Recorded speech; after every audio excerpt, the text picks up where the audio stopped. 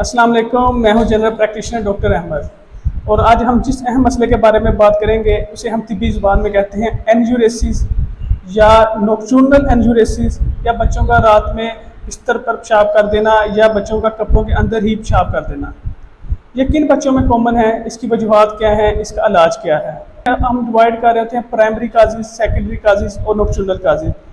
Primary वजूहात इनकी बच्चों में ये होती है कि बच्चों को कभी पेशाब रोकने वाली रिफ्लेक्स पैदा ही नहीं हुई होती, यानी उन्होंने कभी ना पेशाब अपना रोका नहीं होता। मतलब किसी भी रात, हर रात को वो बीच में पेशाब कर रहे होते हैं, कपड़ों के अंदर या बिस्तर पर कर रहे होते हैं कभी उनमें। सेकेंडरी जो इसकी वजूहात है उसमें यह होता है कि बच्चों को अपनी रिफ्लेक्स पैदा हो जाती है और वो ड्राई नाइट्स जा रही होती हैं, मतलब कि खुश्क रहते हैं रात को, जब सुबह उठते हैं फिर पेशाब करते हैं और उनके कपड़े भी ड्राई होते हैं।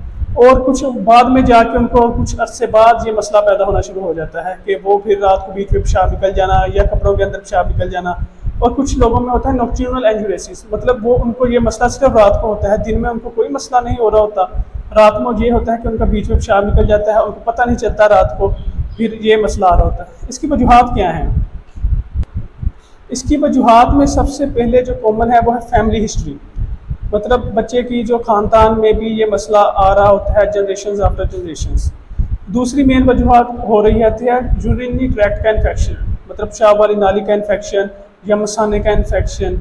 और तीसरी वजह आ रही होती है कि मसाना है और उसकी वजह से वो बच्चे को रिस्पॉन्स करना शुरू कर देता है या कि रिफ्लेक्स पैदा करता है कि पेशाब आ गया और वो बीच में पेशाब निकल जाता है। इसे हम कहते हैं ओवर एक्टिव ब्लैडर। और अगली वजूहात कोई आ रही होती हैं मेनली दिमागी वजूहात होती हैं। फॉर एग्जांपल एक हार्मोन होता है ADH जो दिमाग से आता है, उसका काम होता है कि गुर्दों पे आकर वो असर करता है कि पानी को जज़ब करना। कुछ लोगों में ये इसका मिक़दार कम होती है जिसकी वजह से उनको पेशाब बहुत ज़्यादा आ रहा होता है। कुछ लोगों में और भी कोर्टिकल मैकेनिज़्म होते हैं। कुछ लोगों में मसला आ रहा होता है साइकोजेनिक इश्यूज़ आ रहे होते हैं, मतलब कि बच्चों को माँ बाप ज़्यादा मार रहे होते हैं या कोई और बच्चों में मसले साइकोलॉजिकल इश्यूज़ आ रहे होते हैं या डिप्रेशन वगैरह की वजह से भी होता है। ये अगर ये मसला 3 से 4 साल या 5 साल तक अगर बच्चे ये मसला आ रहा होता है तो ये आम है। अगर बच्चे की उम्र 5 साल से ज़्यादा है और फिर भी वो ऐसे ये मसला आ रहा है कि बीच में पेशाब करने वाला, तो ये किसी वजूहात, इसकी कुछ वजूहात हैं। कुछ बच्चों की पैदाइश के बाद ही डायबिटीज़ वगैरह आ जाती है या शुगर का मसला होता है, तो उनमें भी ये मसला बहुत कॉमन है। फिर हमें इसकी भी वजूहात ढूंढनी पड़ती हैं। हम इसमें कर क्या रहते होते हैं, जो लोग माँ बाप आके 5 साल से ऊपर बच्चा होता है हमें बताते हैं, फिर हम इसकी वजूहात ढूंढने की कोशिश करते हैं। और इसके जो हम इलाज क्या कर सकते हैं, सबसे पहले हम जो इसका इलाज करना शुरू करते हैं, हम मेनली इसके जो फिज़िकल थेरेपी या कहते हैं कि होम रेमेडीज़ क्या हो सकती है, जो हम करवा रहे होते हैं मेनली अद्वियात का इस्तेमाल नहीं शुरू करवाते हैं। बच्चों को पहले माँ बाप को गाइड करते हैं, माँ बाप की तलीम और तरबियत करनी पड़ती है। उनको बताते हैं कि रात अगर बच्चा 10 बजे सोता है तो आप 7 बजे के बाद उसका पानी वगैरह लेना बंद कर दें, मतलब कि उसे लेट नाइट तक पानी वगैरह ना दें। और जो अगर बच्चा कैफ़ीन वगैरह या ऐसी चीज़ें इस्तेमाल कर रहा है तो हम उन्हें कहते हैं कि इसको मुकम्मल तौर पर बंद कर दें, कैफ़ीन वगैरह या इस तरह की कोई चीज़ें। और जो बच्चे शुगरी ड्रिंक्स, मतलब बोतलें वगैरह या कोई ऐसे शरबत पी रहे हैं जिसमें शुगर बहुत ज़्यादा है, वो भी हम कहते हैं कि मुकम्मल तौर पर बंद कर दें या शाम 5 बजे से पहले तक लें। फिर कुछ बच्चों में हम इससे बच्चों में बहुत ज़्यादा है। फिर हम एक और चीज़ कर रहे होते हैं, उसको बच्चों को माँ बाप को समझाते हैं कि अपने बच्चों के अगर वो रात को उठकर पेशाब खुद करके आएंगे या वो अगर पूरी रात उनका वो बिस्तरा पेशाब बीच में नहीं करेंगे या कपड़ों के अंदर नहीं करेंगे या बेड पर नहीं करेंगे, तो उन्हें रिवार्ड दिया जाएगा सुबह, यानी कि चॉकलेट दी जाएगी, ये चीज़ें दी जाएंगी। ये भी बहुत एक फ़ायदेमंद साबित होता है। ये मेनली साइकोलॉजिकल इशू, जिन बच्चों में एंग्जाइटी या कोई माँ बाप से कोई मसले चल रहे होते हैं, तो ये उन बच्चों में बहुत ज़्यादा फ़ायदेमंद साबित होता है।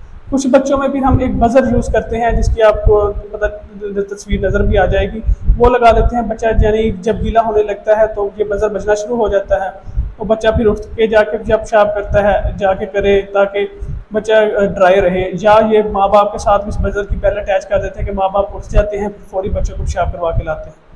और इसमें और हम क्या कर सकते हैं कि बच्चों को सोने के बाद हम घंटा या 2 घंटे बाद उसको उठा के एक बार बाथरूम में छोटा पेशाब करवा के लाएं ताकि ये मसला ना हो। ये भी बहुत ज़्यादा फ़ायदेमंद साबित होता है।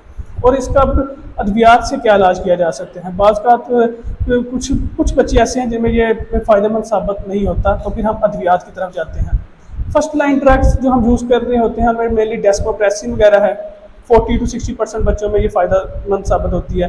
फिर हम कुछ यूज़ कर रहे होते हैं जिनमें ओवर एक्टिव ब्लैडर होता है, जो आपको पहले भी बताया कि थोड़ा सा मसाना भरता है तो वो आगे रिफ्लेक्स प्रोड्यूस करता है, ताकि और बच्चों का पेशाब बीच में निकल जाता है, या वो बच्चों को महसूस हो रहा होता है कि हमें बार बार पेशाब आ रहा है, उनमें फिर हम एंटीकोलिनर्जिक वगैरह यूज़ कर रहे होते हैं।